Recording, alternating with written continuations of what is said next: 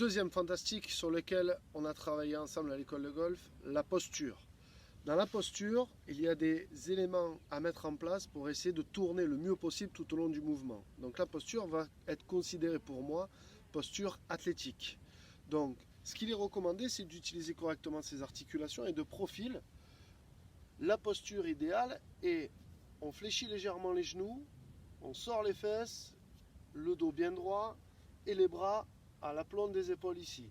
Ça, c'est la posture idéale pour pouvoir tourner le mieux possible pendant le mouvement. Cette posture ressemble donc pour moi à un autre sport, un gardien de but qui devrait arrêter un tir, ressembler pourquoi pas aussi à un skieur qui souhaiterait aller assez vite ou à un boxeur qui chercherait à en coller une bonne. Nous recherchons donc un gainage assez important, une tonicité assez importante pour pouvoir bouger le corps tout au long du mouvement et essayer de garder sa posture, surtout tout au long du mouvement pour éviter les problèmes de contact. En règle générale, les fautes que l'on voit très souvent pour ceux qui ont mal au dos, c'est de se retrouver avec un bassin plutôt comme ça et du coup, ça risque d'engendrer des gros problèmes de contact au moment de la frappe. Pour travailler la posture avec nos élèves de l'école de golf, j'ai donc mis en place quelques ateliers, balle en montée, balle plus haute que les pieds, balle en descente ou balle plus basse que les pieds.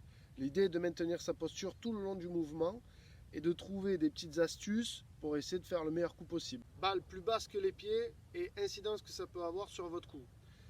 Balle plus basse que les pieds, en règle générale, il va être recommandé de taper moins vite vu que c'est un coup qui est assez délicat. Donc si vous tapez moins vite, il est recommandé de prendre un club ou deux de plus pour faire la distance qui était souhaitée. Le fait de taper moins vite, vous allez donc taper moins loin. Du coup, l'idée est de prendre moins d'élan pour garder aussi un équilibre maximum. Pour garder un bon équilibre, il est recommandé d'écarter plus les pieds que la normale. À chaque exercice, il est recommandé aussi du coup, en tout cas moi c'est dans mes préférences, de garder la balle plutôt au milieu des pieds. D'accord ? L'idée est de choper la balle en premier. Si vous tapez bien votre coup comme ça, le fait que la balle soit plus basse que votre pied, il y a de fortes chances qu'elle aille plus à droite que prévu. Autre conseil, lorsque la balle est plus basse que les pieds, il va être recommandé aussi pour bien la contacter, de prendre le grip plus haut que d'habitude que plus bas que d'habitude. Vu que la balle est plus basse, on va le rattraper grâce au grip et je vais le prendre au maximum de sa hauteur. Il va être aussi recommandé du coup pour rattraper cette distance avec la balle, de fléchir plus que d'habitude, de se pencher plus que d'habitude, de se sentir plus en avant que d'habitude. Et pour finir, dans l'exécution du coup, il sera donc recommandé de faire un mouvement que je vais considérer plutôt sur un axe, donc éviter tous les transferts de poids sur les côtés lorsque le coup est compliqué, pour avoir le meilleur contact possible. Et dans le finish, d'essayer d'avoir un finish plutôt, ce que je vais appeler bas, plutôt court, à la Tommy Fleetwood, et d'éviter de soulever la balle vers là-haut, ce qui risque encore une fois d'engendrer des problèmes de contact. Donc en résumé, la balle, je la positionne plutôt au milieu des pieds, j'écarte plus les pieds que la normale, je fléchis plus, je me penche plus en avant, le poids du corps plus en avant, je fais un mouvement plus court, à faible vitesse pour garder l'équilibre, un finish plus court, je prends donc un club ou deux de plus en restant sur un axe. A l'inverse, maintenant lorsque la balle est plus haute que les pieds, ici que j'ai simulé avec un tee super haut, plus haut qu'un driver.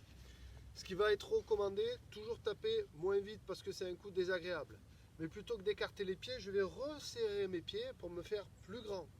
Plutôt que de prendre le grip plus haut, je vais le prendre plus court, sinon je risque de toucher le sol avant la balle. Plutôt que de fléchir beaucoup, de me pencher en avant, je vais moins fléchir, toujours légèrement détendu, mais moins fléchir, et je vais me pencher plutôt en arrière.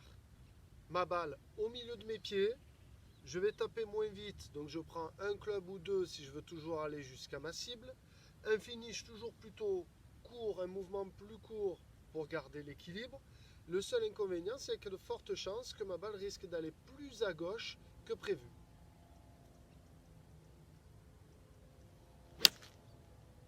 Simulation numéro 3, lorsque je suis en montée. Le coup en règle générale le plus apprécié des golfeurs, ou le moins détesté. Parce que ça fait plus facilement décoller la balle. Alors, à savoir, lorsqu'on est en montée, toujours recommandé d'avoir la balle plutôt au milieu des pieds. Toujours écarter les pieds plus que la normale pour trouver de la stabilité. Toujours swinger sur un axe plutôt que de se déplacer sur les côtés. Le fait d'être en montée, il y a de fortes chances que votre balle décolle plus que d'habitude, donc elle est moins loin. Il est encore une fois recommandé de prendre un club de plus, voire deux, pour faire la même distance. Je prends mon grip à la même hauteur que d'habitude. Mon poids du corps, par contre, doit être dans le sens de la pente, c'est-à-dire que là, je suis en pente montante. Il est préférable d'avoir le sternum et le poids du corps très légèrement en arrière, ce qui risque donc de faire décoller la balle plus haute que d'habitude. Et là, on peut s'autoriser à faire un finish vers le haut si on en est capable. Enfin, dernier conseil, on garde le club entre les jambes, le poids du corps en arrière et on swing plus calmement. Dernière situation, la balle en descente. Pour moi, l'un des coups les plus compliqués au golf parce que ça empêche de faire décoller la balle. Mise en place, toujours pareil, j'écarte plus les pieds que d'habitude pour trouver de la stabilité. J'essaie de garder ma balle plutôt au milieu de mes pieds. J'essaie de faire un swing qui évite de transférer sur le côté mais qui reste plutôt sur un axe. Le fait d'être en descente de cette manière-là, vos balles risquent de partir plus tendues que d'habitude et rouler plus que d'habitude. C'est peut-être l'un des coups qui va vous faire gagner un peu en distance. Alors il est possible de prendre du coup un club de moins, un club moins puissant, ce qui permettrait aussi au lieu de taper votre fer 7 de prendre votre fer 8 et de la faire décoller plus que d'habitude. Votre poids du corps est censé être donc toujours dans le sens de la pente, c'est-à-dire ce coup-ci sternum et sur la jambe avant. Toujours taper moins vite que d'habitude et toujours un finish plus court que d'habitude, d'accord? Et on essaye de contacter le sol avec un club plutôt penché vers la poche qu'ici. Voilà, là on est bien et on y va tranquillement.